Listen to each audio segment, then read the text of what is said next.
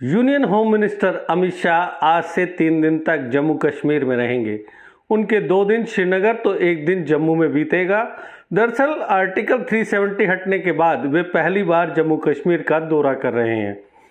गौर करने वाली बात यह है कि जिस आतंकवाद के खिलाफ ये कार्रवाई की गई थी, यानी आर्टिकल 370 हटाया गया था, राज्य में वह आतंकवाद फिर सर उठाने लगा है। गृह मंत्री उसी आतंकवाद के खिलाफ सुरक्षा व्यवस्था की समीक्षा करने पहुंचे हैं। दर्शकों, जेके अपडेट प्राइम टाइम में मैं प्रशांत भारद्वाज आपका स्वागत करता हूं। आज हम चर्चा करेंगे गृह मंत्री के दौरे को लेकर। दिल्ली में 25 जून को जम्मू कश्मीर के सभी सियासी दलों को बुलाकर केंद्र सरकार की तरफ से दोनों तरफ से संवाद को शुरू करने की एक पहल की गई थी। यह बैठक राज्य की सियासी पार्टियों के साथ केंद्र ने डिलिमिटेशन के मुद्दे और चुनाव प्रोसेस को आगे बढ़ाने के लिहाज से की थी, लेकिन यह बैठक बेनतीजा रही। उस बैठक के बाद केंद्र और स्थानीय पार्टियों के बीच किसी भी तरह का कोई संवाद नहीं हुआ, यानी कि किसी तरह की कोई बातचीत तक नहीं हुई। माना जा रहा था कि गृह मंत्री घाटी के दौरान स्थानीय पार्टियों के नेताओं से भी मिलकर चुनाव के मुद्दे पर चर्चा कर सकते हैं, लेकिन गृह मंत्री के 3 दिवसीय दौरे के कार्यक्रम की सूची में नेताओं से मुलाकात को शामिल नहीं किया गया है। स्थानीय भाजपा के सूत्रों की माने तो गृह मंत्री का यह दौरा आतंकवादियों को एक सख्त संदेश देने की कोशिश है। जिस तरह से स्थानीय पार्टियों का रवैया है और उनके बयान सामने आते रहते हैं, ऐसे में उनसे मुलाकात करने का मतलब होगा आतंकवादियों के मंसूबों को बढ़ावा देना। लिहाजा उनका राजनीतिक पार्टियों से किसी भी तरह की मुलाकात न करना भी एक तरह से घाटी में आतंक की बीज बोने वालों और उनके साथ सहानुभूति रखने वालों को संदेश देना है।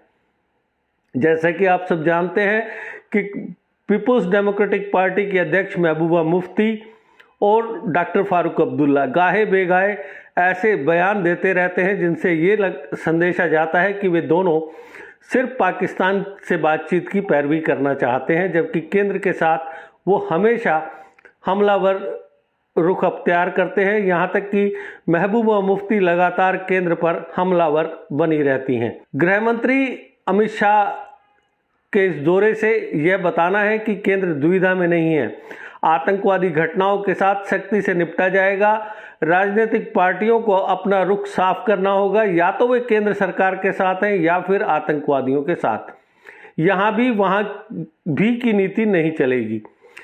लोकल पार्टीज के नेताओं से मिली जानकारी के मुताबिक अभी तक गृह मंत्री के कार्यक्रम में शामिल होने या फिर इनसे मुलाकात के लिए उनके पास कोई न्योता नहीं पहुंचा है। नेशनल कॉन्फ्रेंस, पीडीपी, जम्मू एंड कश्मीर पीपुल्स कॉन्फ्रेंस के प्रवक्ता और नेताओं से बातचीत में कहीं ना कहीं गृह मंत्री से न्योता मिलने की आस झलक रही थी। स्थानीय नेताओं को इस तरह से दरकिनार किए जाने की उम्मीद बिल्कुल भी नहीं थी। कुल मिलाकर फिलहाल अभी तक गृह मंत्री से मुलाकात का कोई आधिकारिक न्योता किसी भी लोकल सियासी दल के पास नहीं पहुंचा है। यहाँ तक कि भाजपा की समर्थक party, Jammu Kashmir worker party और सज्जाद गनी लोन की पार्टी के नेताओं से भी गृह मंत्री मुलाकात नहीं करेंगे। एक सियासी दल के एक नेता ने इस बात को लेकर अपना दुख और चिंता दोनों जाहिर की। उन्होंने कहा, अल्पसंख्यकों पर अचानक फिर से हमले बढ़ गए हैं। इस साल 25 जून को दिल्ली में प्रधानमंत्री ने जम्मू कश्मीर के नेताओं को दिल्ली बुलाया था, जहां महबूबा मुफ्ती, फारूक अब्दुल्ला सहित कई नेताओं ने उनसे मुलाकात की थी। इस साल 25 जून को दिल्ली में प्रधानमंत्री ने जम्मू कश्मीर के नेताओं को बुलाया था, जहां उन्होंने मुलाकात की थी कश्मीरी नेताओं से। वे कहते हैं, हम जमीन पर लगातार अल्पसंख्यकों के साथ काम कर रहे हैं। हम उनके मुद्दों और उनकी स्थितियों से भली भांति वाकिफ हैं, लेकिन शायद दिल्ली दरबार में अभी असल मुद्दों को सुनने के लिए वक्त नहीं है। उधर नेशनल कॉन्फ्रेंस के सांसद हसनैन मसूदी ने कहा, 25 जून की बैठक के बाद हम समझ चुके हैं कि केंद्र हमारी सुनने को राजी नहीं है। वे अपनी योजना के तहत ही राज्य में काम करेंगे।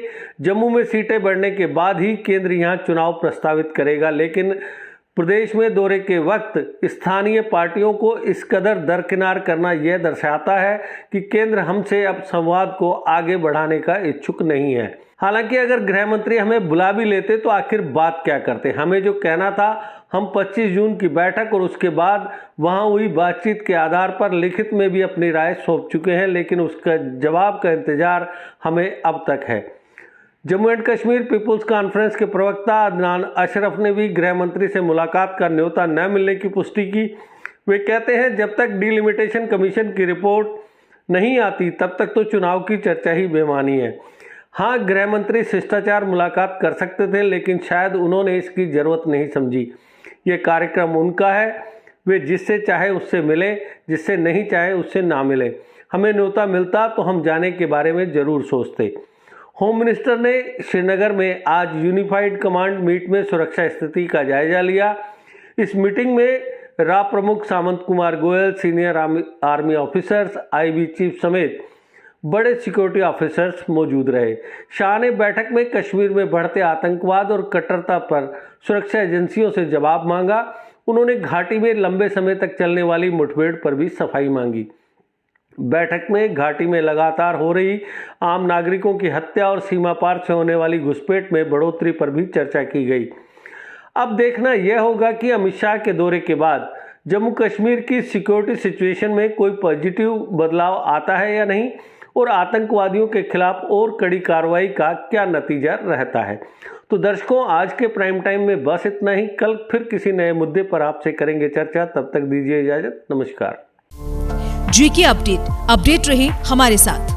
अगर आप ये वीडियो YouTube पर देख रहे हैं तो हमारे YouTube चैनल को सब्सक्राइब करें और बेल आइकन को क्लिक करें। अगर आप ये वीडियो Facebook पर देख रहे हैं तो हमारा Facebook पेज लाइक जरूर करें। For advertisement please contact 7051091811।